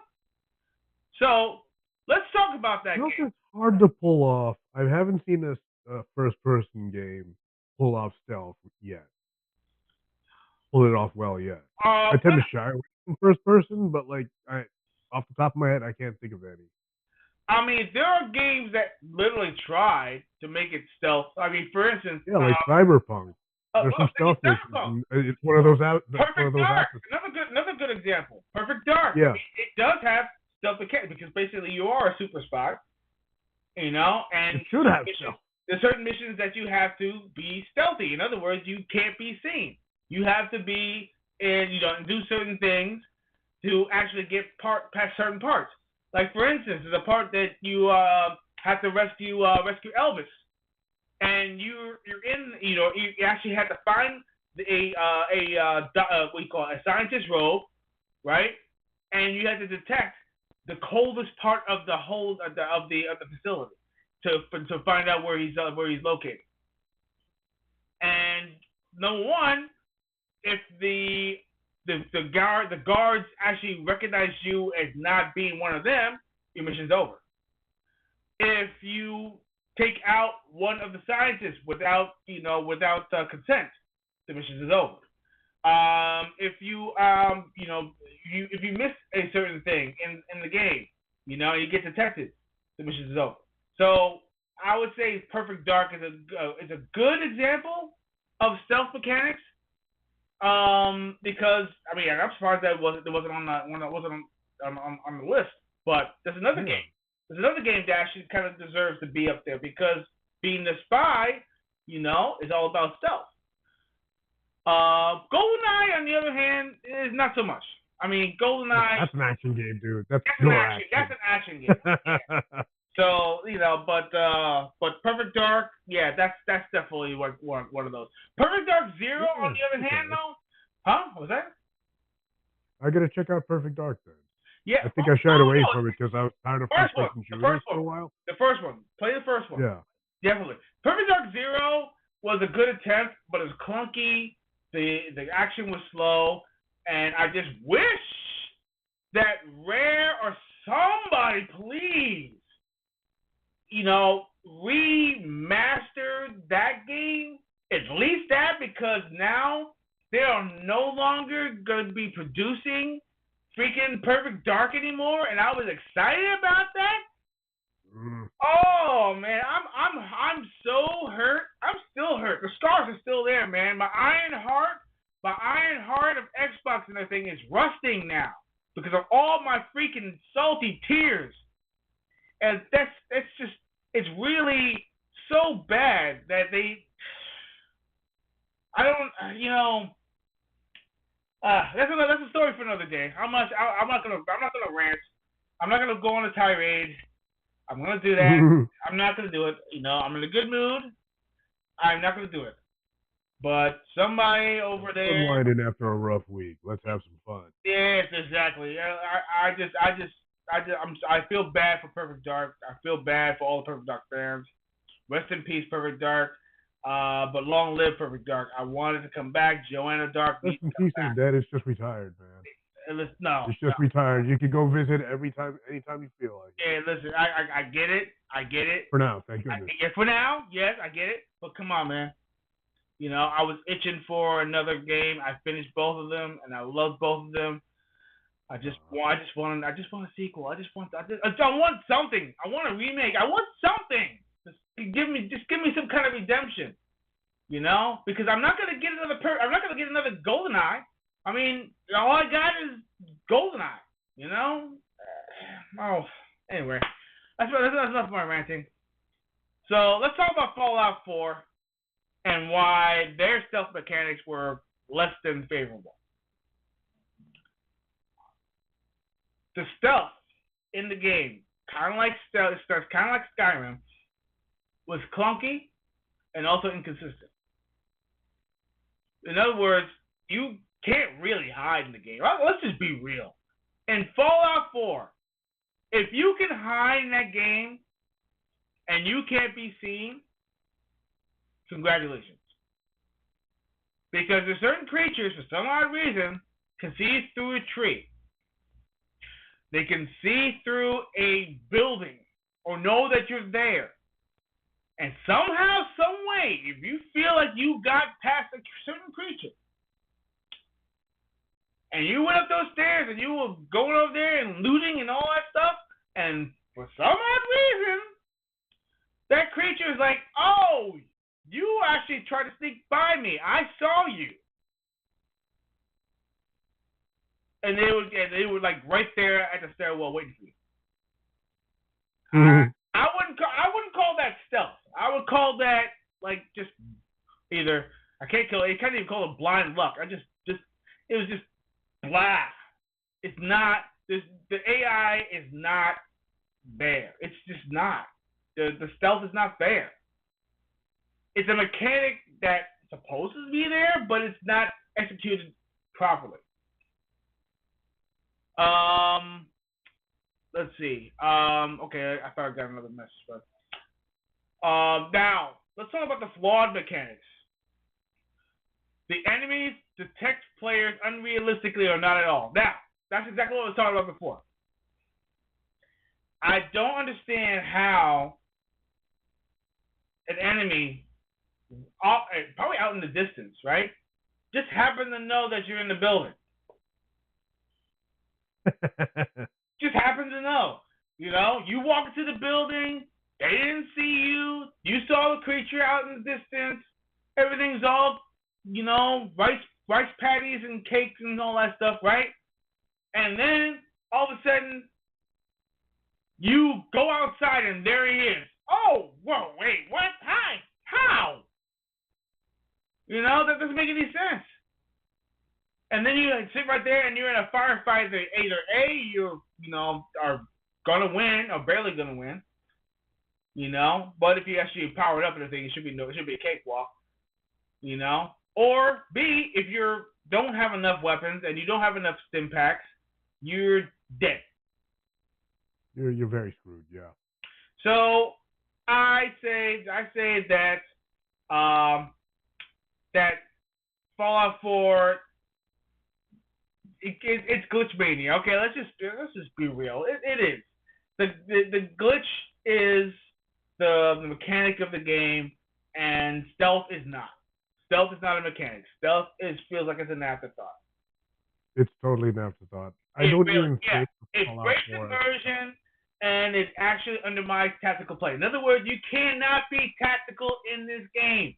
You try to be, and people like the game anyway because I think people like it because it's clunky. I think they like it because it's like breaks the realism. I think they like it because I could be able to do weird stuff, and it sometimes it works and sometimes it doesn't. And then when you die, you know, it's like, oh great, you know, you have to go back a few paces and everything to actually get back to where you got started. And people like Fallout. Was that? I'm sorry. People like Fallout 4 for many reasons. Stealth is not one of them. I have not heard a Fallout fan talk about the stealth aspects at all. Oh, here. They like the city building. They like collecting power suits. They like all that stuff. But I've not heard a one mention stealth. Nope. Not even in Fallout 76. Fallout 76. Yeah. There is no stealth in that game whatsoever. Good luck with stealth. It ain't happening. Yeah. It's not happening. You can be freaking 20 clicks away, and for some odd reason, the enemy can see you. Hey, here he is. He's got like. And then they start shooting at you. I'm like, what?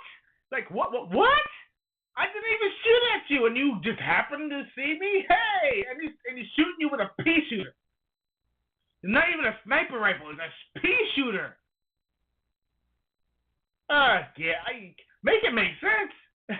I guess these mutants, their eyesight got mutated to like superhuman. I guess maybe that's a feature. Not. Dorian said, yeah, they walk up to you too. They do. You just walk up to, yes, that's true. I remember that. Yeah. Holy cow, man. Wow. Yep. And from far away too. Yep. Exactly. And and I feel like they could have done better. I mean, I'm hoping in Fallout 5 they actually make it feel like you can do more. Because I mean, they did it in Starfield. They improved it a little bit, when it comes to the AI, enemy AI, but it still feels more action oriented than it is. Than you could be able to do stealth stuff.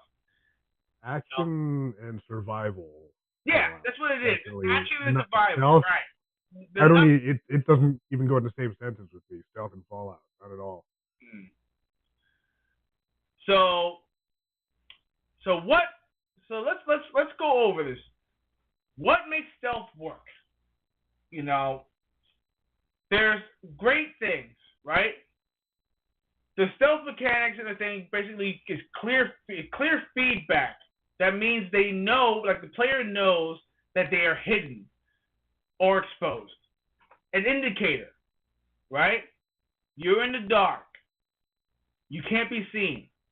Your shadow and light play an integral part to your location and sound. Also, it's part of the whole experience. And I just wish that some game developers would really, take that to heart. Don't say that your game has stealth when stealth is not a mechanic that actually works. When you say that a game has stealth in it, the mechanic has to work. It has to work in a way that, number one, builds a strategy for the player and also makes sense for the mission or whatever you're doing in the game. Does it make sense? 100. Yeah, yes. And then, of course, the responsive AI. Once again, the enemies react. The enemies react to sound, sight, and suspicion. Like in Metal Gear Solid, in the Metal Gear series, you not make a knocking noise. What? The exclamation point gets you every time. Makes Exactly. you jump. How many times I play that game, it still makes me jump. I screwed up bad. I still love you screwed up bad. Mm-hmm. Oh, what was that noise? What was that noise? I mean, Indiana Jones, the new Indiana Jones game, I mean, that has stealth in it. And this, actually, believe it or not, it works pretty good. To an extent. Some enemy AIs are kind of stupid. Like you literally be like a foot away from it, and for some odd reason they can't hear you. Stupid enemy AI is funny though. You remember the first Splinter Cell, right? When you're hiding somewhere. Yes. Yeah. And you whistle or you use one of your noise makers. The guy's like, "Someone's over there, checking it out." Walks over. You see his dumbass walk over, flash the flashlight, standing right in front of you. All clear. And then he leaves. That's. Meanwhile, the green light on your back and on your goggles, you can't see that staring right at him. Like I said, stupid AI, the AI detection. Dorian brought up my favorite. I'm trying to think. I'm trying to figure out how their circle of vision just somehow doesn't click where your position actually is. So maybe the AI, maybe the AI didn't pick up on it. It was like, oh, well, if A clips B, C should happen. This is the action. Like when you look at the formula, if A crosses over B, C should happen. If A crosses over B, but there's C, D doesn't happen. Or something like that. In that sense. So the formula, when they actually do the programming, I guess something got flawed, because even programming lines, sometimes when they actually hit the ceiling, it actually just over. Oh, here's another one. Tom Clancy's Breakpoint. Oh yeah. That was a great one, dude. Breakpoint. That should be on this list for good one. Oh yeah. That's one of the third-person action games that got the stuff right. Yes. You are so correct, Dorian. Yeah, you are right. You also mentioned my favorite stealth tactic, the cardboard box. It will always be funny to me. Listen, man, if you see a cardboard box, like you walk the path, okay? Let's just say you walk down the hallway, right? And then when you come back down the hallway, a cardboard box just happens to be sitting there in the hallway. Who put this here? Yeah, who put this here? Must be nothing. Right. And they walk away. And they walk away. And I laugh to myself. I'm like, bro, are you kidding me? It's so hilarious. I just, and you just can't make it up. So, I mean, just the point of view, contention. Oh, even worse. When in Metal Gear Solid, the 5, there's a part where you can have the cardboard box, but also has a cutout of a lady, a calendar, lady. Oh yeah. A calendar lady. Yeah. And the dumb guard says, ooh, you see the little heart pop up over his head. Like, hyper realistic Metal Gear Solid 5. Bro, man. With an anime girl on the box, the guard gets distracted by that. And the guard gets distracted. It's hilarious.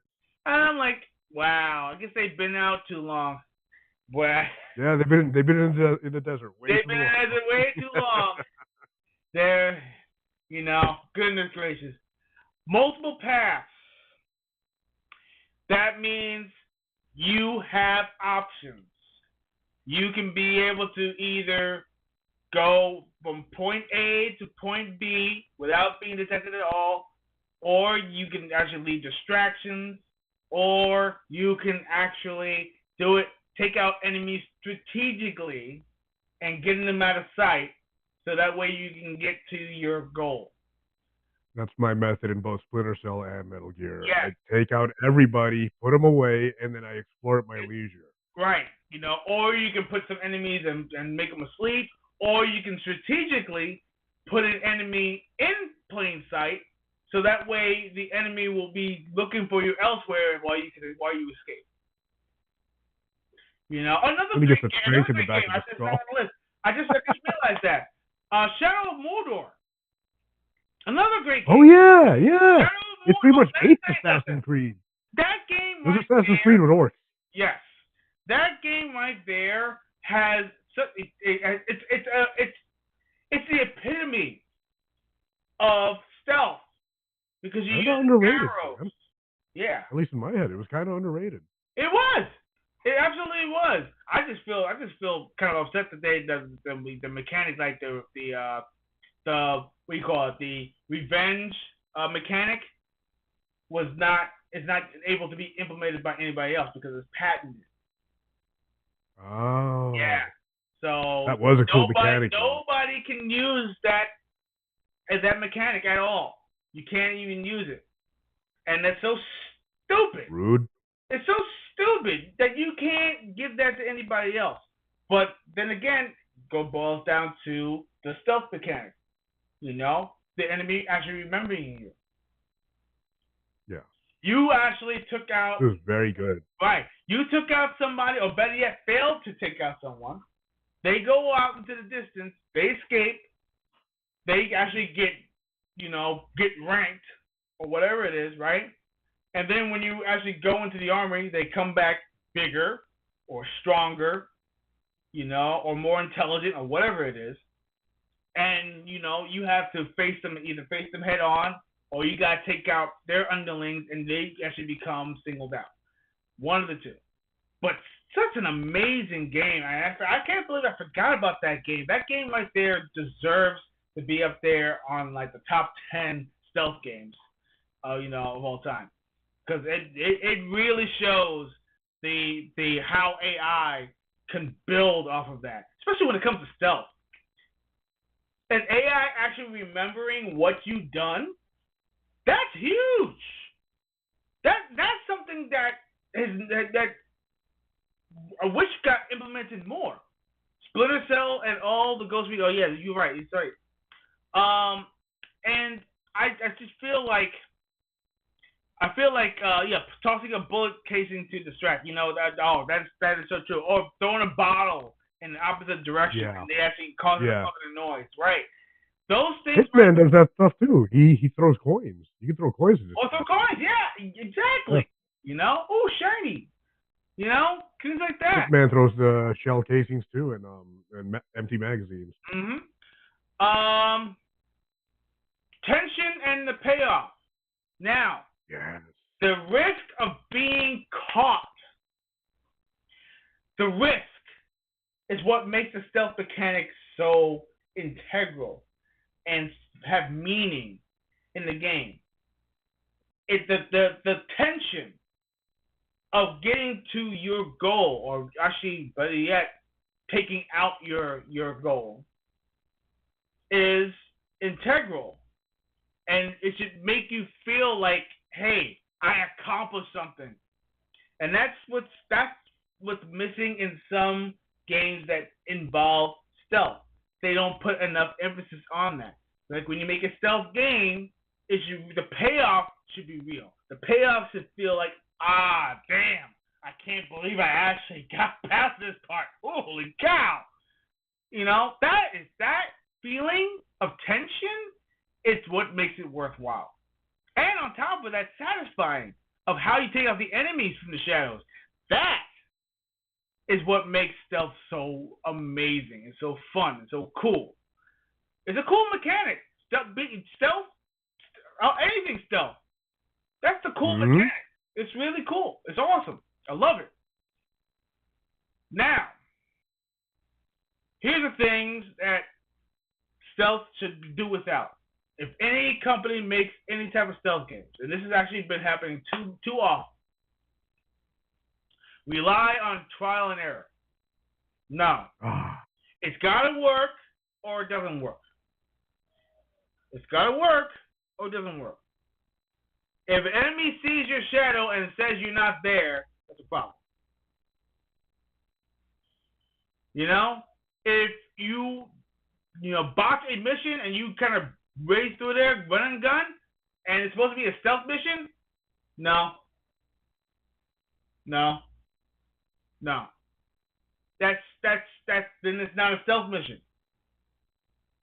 It's not a stealth mission. Feature dumb or omniscient AI. So, oh my God, dumb AI is what makes it so unnerving, and it's like, damn, should I even bother to try to do stealth? Let me just kill off the enemies and everything and get out the stage. It defeats the purpose. And well, if you actually get a achievement of actually going through a stage without killing anybody, and believe it or not, Splinter Cell has those, where you actually I got him. Yeah, when you don't kill anybody at all, and you just get through the stage without laying any bodies down, that's an achievement. I just thought of something. What's that? There's a game that's like that too, where you can't kill it, where you get achievement. Deus Ex.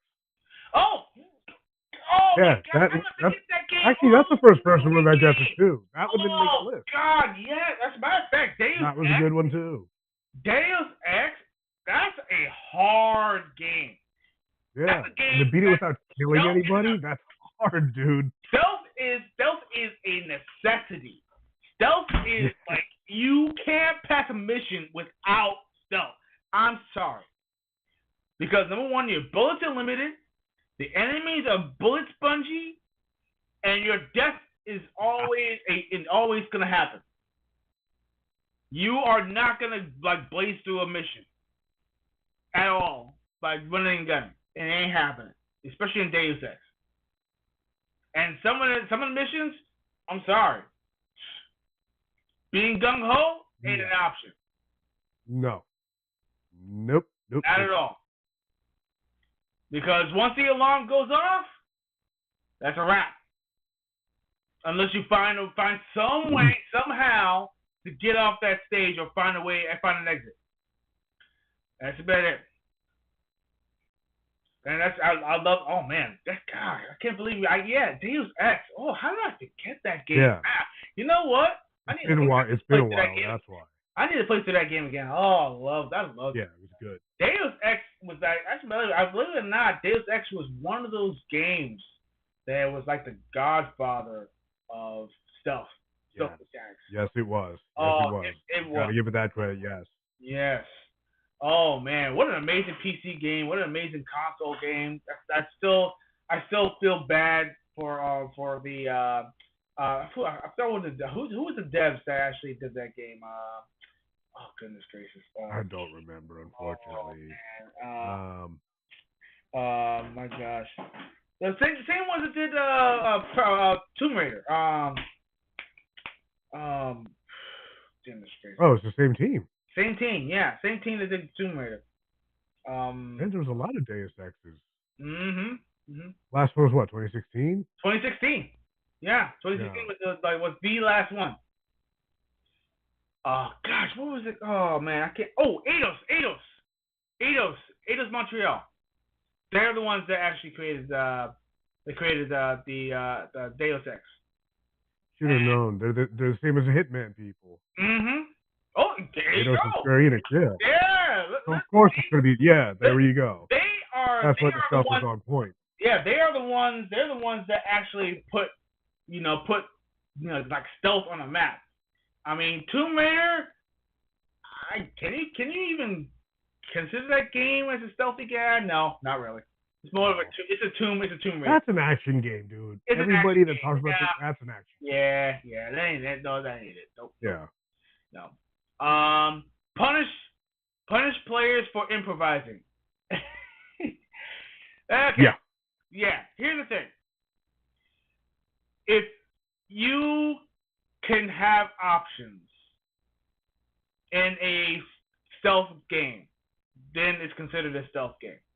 If you can't really diversify the way to finally finish a stage, then do you consider it a stealth game? I can't. You're just hiding. It's not stealth. It's hiding. And there's a difference between hiding and being stealthy. Hiding is pretty much like, okay, well, I don't want to be seen. Stealthy means you have purpose. You have you have ways of actually taking the situation seriously. Because stealth is about the sneaky. Yeah. Do not underestimate the very, very sneaky. Mm-hmm. Do not underestimate the sneakiness. Nope, not at all. So I feel like those differences should be pronounced. So when someone says, "Oh, this is a stealth game," and all you're doing is hiding, I'm gonna say, "No, it's not a stealth game. It's not a stealth game. You're just hiding. You're trying to get. You're not really doing anything. You're just hiding in the shadows, and that's it. You're not. There's no purpose. There's nothing to, you can't build around it. You're just hiding, and you're not doing anything. So no, it's not. It's not. There's a big difference. And then of course, if stealth mechanics are just tacked on a game, like for instance, if the game is complete, oh, let's just throw a stealth mechanic inside there. You can be able to hide behind boxes and That's stuff. been the running theme all night. That's the major flaw. Yeah. That's the big no-no. For stealth mechanics. Yeah. That should be number one. Yeah, as a matter of fact, that should be number one. Psyops the Mindgate Conspiracy. That's a great game, amazing game. I loved it. Oh yeah. The thing is though, do you consider it a stealth-like game? No. There are stealth mechanics in it. Yeah. But is it like necessary? No, not at all. There really isn't. You know, but it feels tacked on because you can hide. And you can actually use mind control to be able to go into other people's minds to be able to do what you got to do. But it's not stealth. It's not stealth at all. Once again, I've mentioned the game again. Wanted Dead. It just doesn't work because the AI can see through walls. The AI can see through walls. You are hiding. Somebody missed something there. Still be seen. Better yet, you know what makes it even worse? And this is a slap in the face. Your AI buddies who are behind you, they're running around like a chicken with their head cut off, and yet the enemies don't see them. Oh, that's funny. Okay, so yeah. Make it make sense. That's just bad developing there. I don't understand how any company or any developer for that matter decides last minute to throw in a stealth mechanic. If you're going to be making a game stealthy, make a game stealthy all the way through. Not just it sounds cool, it looks cool, whatever. Let's throw in a hiding mechanic in there, you know? Or let's just throw in, and then the AI is looking at you like, what are you doing? You know? Nothing's going on over here. They walk right by you and they're saying, you can sit right there and tap their freaking shoulder and say, hey, here I am. And they're like, nope, don't see nothing. Everything's clear. I have an interesting suggestion or premise. I don't know what to call it. All right, yeah, go ahead. Go shoot your the shot. First 3 Resident Evils, would you consider them stealth? Ooh. No. You have to do a lot of hiding and sneaking up and killing zombies. Yeah. Because sometimes you only have a knife. But the zombies are stupid. Maybe early stealth? Because it came out before like Metal Gear Solid. Yeah. Okay. See, here's my thought. You know, and hear me out. Zombies are stupid. They have one thing on their mind: eating human flesh. Right? That's their sole purpose. Isolation. Yeah, exactly. In other words, you can't really strategize killing zombies because they're in your way. That's it all. They're just fleshy meat walking around and they're in your way. So I can't consider that game to be a stealth-like game. Even the hardest bosses, they just know where you are. Hell, Resident Evil 3 with the Nemesis. They Nemesis. don't happen to know where you are. Just no matter where you are, they just happens to know. You walk down the hallway, boom, stars. Oh, shoot, where'd you come from? Holy cow. He's Jason Voorhees with a bazooka. Yep, well, there you go. Yeah, with the bazooka, yeah. He just happens to have a bazooka in his hand. Oh, yeah. We're free. We're about to leave. Stars. Boom. Oh. Let me tell you though, Jason Voorhees with a bazooka would be terrifying. Yes. You know, I mean, and also the tyrant in Resident Evil 1. I mean. Yeah, it freaked me out, man. You know, invincible walking thing. You know, just so happens to be, hey, you know, how you doing? I'm here to kick your ass. How you doing? What do you got? Oh, you don't have a weapon strong enough to beat me? You're using a pea shooter? Okay, let me just go ahead and take care of you. Oh, you see Dorian's reference? Remember that part? Oh, grabs your neck and go through a wall. Yeah. Yep. But he mentioned another good one was Alien Isolation, the hide and seek simulator. Oh, that's what it is. Yes. Oh God. Now that game has it's not stealth. It's survival. Yeah. It's Hide or survival. die, basically. Right. So you gotta hide, and then all of a sudden when you see that tail kind of swiping across over there, that's your ass.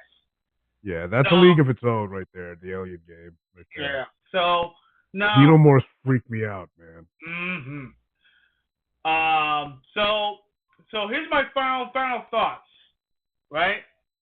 Stealth as an identity, and I have to say this because this is actually so true. Stealth is not just a mechanic. It's a mindset. It's a mindset.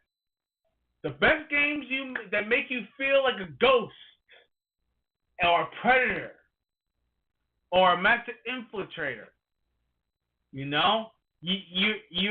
are dangerous. You are feared. You are the voice in the shadows. Where is that?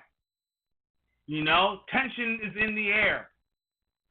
No, but you and air and opportunity. That's it. Right. So the worst games make you feel like you're babysitting. Broken systems. See-through walls. Just happen to know that you were there. Oh, he's out into the distance. Oh, he'll never see me. 5 minutes later, you go out the door. Whoa, where the heck did this guy come from? They're looking at you, Fallout. Holy cow! Fallout's notorious for that one. So, as stealth continues to evolve, and because right now AI is huge, as a matter of fact, AI is drastically improved over the past few years. It's scary. Oh, AI is scary now. It will remember everything that you have talked about months or even a year ago. And then it'll be like, oh yeah, by the way, and it just knows exactly what you're referencing. I'm like, oh, what? Excuse me? Oh, but AI is going to be used in a lot of new games. Microsoft's new system, game console, or I guess you consider it a game console, or hybrid PC, or whatever it's going to be using a new system and chip that actually has AI built in. That's going to be impressive.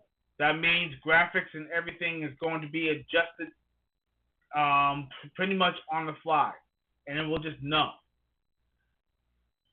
Then the system or everything about the system is going to be completely controlled by this technology. I'm not sure I'm cool with that. Yeah, I saw the Xbox in Transformers when the Allspark hit it, man. It tried to kill people. Oh yes, I remember that. Oh God. Remember the killer Xbox? Yes, I remember that. You keep that thing away from me. Dude, yes. That's what that's what AI is gonna do. Keep it away from the Xbox. My God. But in the long run though. Sorry, dude. No, that's why it's hilarious. But in the long run, the thing is that the challenge for developers now is to make sneaking feel smart, stylish, satisfying, gratifying, purpose. These are things that make stealth. And when you say that you have a stealth mechanic in the game, okay, you have to show me, is the AI going to react the way they're supposed to react? Is sound, is light, is your position, is anything like that going to be prominent when it comes to your comes to your missions or whatever you're doing in the game, right? Is it going to be something that you can say, hey, oh wow, this game has great stealth mechanics, it's really cool? Or is it going to be something that's going to be rushed? Or are you just going to throw it in there and say, hey, we got stealth mechanics inside the game because you can do X, Y, and Z? Okay. And then the enemy just happens to know where your position is, or better yet, are stupid enough to actually can't even see 2 inches away from them. But all they have to do is look down. Yeah, come on. Because you're crouching Yeah. or laying down. So my thing is that this is my call to all the devs out there. If you're gonna put a mechanic inside of a game, you gotta make it work, and you gotta make it work well. And of course, you'll make a fan out of myself or anyone who actually loves stealth games. And maybe, just maybe, you'll make another Metal Gear Solid, or you'll make another Splinter Cell, or you will make, I don't know, fill in the blank. So, what, you have any final thoughts for that, Tony? Yeah, I'd like to know the chat's favorite stealth action games. I have my own personal favorites. They're gonna surprise you on why I chose them, even though you notice me referencing others. As much as I love Metal Gear and Assassin's Creed, I think Splinter Cell and Hitman capture these elements the best. No other games incorporate sound or lighting like Splinter Cell, or crazy situations that you can manipulate like in Hitman. Those two are the top. Those two are the apexes you got to try to emulate or beat if you want to put out a stealth game. That's my final thought. I want to know what our fans think. I want to know what our friends think. What games of theirs fit that criteria? Oh yeah, absolutely. So play on, play. So this is your call. Oh, here you go. Dorian says the stealth man. Yes. And Dorian knows. He knows. Oh, bro. Listen, man. Yeah. Listen. Bananas are dangerous. That just tells you how dangerous 47 is, man. He's dangerous. Oh goodness. I mean, look. I feel like Agent 47 is the most diversified assassin out there. He by far. He can be or beat anybody, and he can actually find a way or several ways to take you out. And you know what? There are more ways than one to die. So 6 million ways to die, choose one. Basically, that's Agent 47 for you. And that concludes our amazing show tonight. But before I get going, I have to thank everyone. Oh, yes. Okay, Dorian actually just put Oh, yeah, he is. 47 Agent 47 is a Halo Spartan with no armor. Oh, God. Yes, he is. I'll tell you, Snake, Fisher, Altair, Ezio, they better watch out, man. Listen, don't sleep on 47. Don't sleep on 47. I should put a poll out. I'm actually going to put a poll out. Yo, that would be a great poll.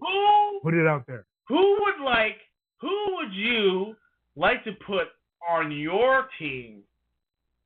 Who would you like to put on your team? Who do you find to actually have your stealth squad, if per se?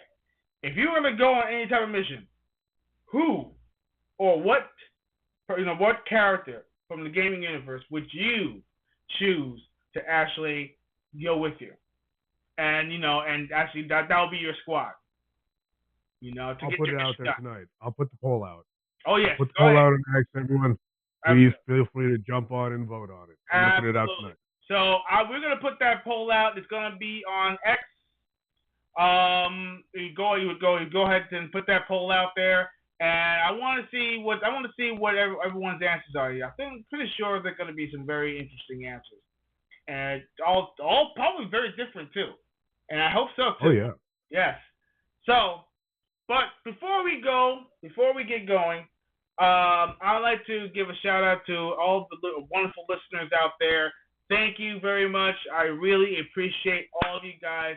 103 subscribers already, and we are aiming for our next goal of 150. And if you guys are listening and you're within the ears of all of the wonderful players out there, we are doing our giveaway this coming Sunday.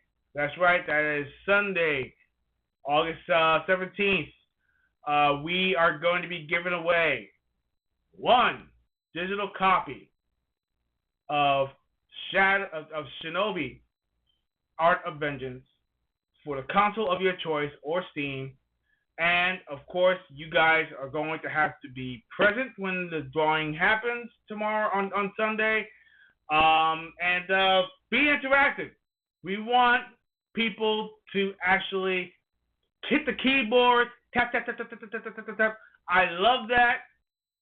Go ahead and come on and actually say, give your opinions or whatever.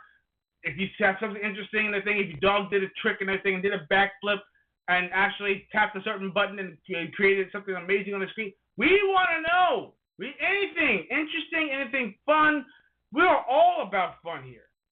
And of course, please, if you have an opportunity and you want to actually help the show very, very well, we do have a Patreon. As you can tell right there, there's a QR code right there on the very bottom of the screen. You can go ahead. There's only $5 every time. You actually be able to create our nice little scroll that's going to happen on the bottom of the screen. You see the little blank spot right there? There's nothing there. But you could be one of many that could be scrolling across that screen right there. And of course, we do have 4 slots for an ambassador slot, and we're going to be offering you guys something very, very awesome. We're going to give you a shirt that's actually going to be have your name completely on it, and it's going to be a special shirt. It's going to be specially made, and you're going to love it. It's going to be a jersey, and of course, there's some other perks that as well. So it's going to be all on that site, and you will see for yourself. And we got other tiers that are going to be happening now. So now that we actually hit 100 subscribers, there are going to be some other tiers in between that's going to be happening from now until next Friday. So look forward to that. So the more people who actually come and actually support us, the more they will grow, the more that we can be able to give back, the more they will grow again. And we are going to have some amazing things happening during the holidays because we actually have Ninja Turtles coming out towards the end of the month. It's our Splinter Fate actually just recently came out. We're going to probably do a live stream. We're actually working out our schedules to try to make it happen. And of course, we also have Ninja Month is coming up in October because Ninja Gaiden 4 is coming out, and everybody's been giving it rave reviews. Those who actually were able to get the early copies, I was not one of them. That's unfortunate because I'm a small channel, but maybe in the future, hear me out, Team Ninja. I love your games, and I actually would love to be able to play those games and actually do a review because reviews are going to become a thing. It's going to be happening on our channel as well. And, of course, we still have our store. Our store is up now. There's going to be more and more designs that's going to be added onto our store. I will actually put the information on Twitter or X, as you might call it. Also, I'll put it on the screen as soon as I actually bring it up. You can see it for yourself. And yeah, you have any more final words? Anything else you want to tell our wonderful players out there? The only thing is a joke, man. Like this whole episode's been about stealth, right? Yes. Joe Masashi's a ninja, right? Yes. We're giving away Shinobi. Yes. He is the least stealthy ninja you can think of, next to Ryu Hayabusa. It's hilarious. There's no stealth about either of those two. Not a one. Dude, as a matter of fact, Ryu Hayabusa is not very stealthy either. No, he's not the wind of the leaves type ninja. He's a freight train through a market square. Yeah, he's a super ninja. He's a ninja to be feared. He wants you to see him before he But kills you. Musashi's the same way. He's not stealthy at all. He No. just comes in just like Ryu. Holy cow! I feel like that it's like, I don't know. I mean, I feel like that Why do they even bother wearing a mask, man? Everybody knows who they are. They know their names. The enemies know their names. That's like the last thing you want if you're stealthy. That is true. That is true too. They know they know their names. They know what they look like. Especially Ryu. He's been unmasked a couple times. He doesn't seem to care about wearing a mask. No. Especially in Dead or Alive. He takes it off. Mm-hmm. Holy cow. You know what? That is so His damn... whole clan is known. All three of the clans. The Oh. Mugen Tenshin, the Hayabusa clan, they're all known. Known. Wow. Stealth is not supposed to be famous and well known. I you know what? I find it very, very, very odd that But I love it. I love it. I don't know. I think that here we go. Yep, here it is. Cool. All right, so here's a site you can see for yourself. I'm actually gonna throw it up for you, so that way you can see for yourself my wonderful players out there. Here's the site right here. You can see for yourself. What an amazing site. You have quite a few choices right there as you can scroll. You have shirts. We have buttons. We have you have the just basically be a player, not just a gamer. It's all there. It's amazing. I suggest you go over there, check out the site. You can see for yourself. And of course, the website is very simple. It's gamingtrouble.redbubble.com. Go on there, and you can be able to purchase them, and all the proceeds, but most of the proceeds will go to Gaming Trouble Incorporated, and you will actually be able to help the store, the channel grow, and also you get to wear some amazing swag as well. So, with that said, I would like to say thank you once again to all my awesome players out there who's been supporting us this whole time. You guys are amazing. I really appreciate it. And I'm hoping that, as we grow, we'll be able to do more things live, in person. Maybe you can see us in some of our amazing... Oh, here we go. Dorian says, TMNT. Yes, we are, because the movie is coming out. Actually, matter of fact, it's coming out this weekend. This actually is this weekend. The re-release of Teenage Mutant Ninja Turtles, the movie, 1990. Wow, holy cow! Has it been that long? 1990. The live action, Jim Henson, the late Jim Henson's amazing, the opus to the four green machines. What an amazing movie. Definitely worth that watch. If you have not seen it, what are you doing? You can rent it now. You can watch it now. It's available and digitally all over the place. So definitely take a look at that. And in conclusion, once again, I want you guys to think about this one thought, and one thought only. Video games are to be shared. Video games are fun. Video games are absolutely amazing. Remember that the experience is not just, to be there. The experience is actually for you. Make it yours. Keep on playing. Keep on leveling up. And we will see you next time on the next Gaming Trouble. Have a good night, everyone. Mahalo, everybody. See you tomorrow. See you Sunday.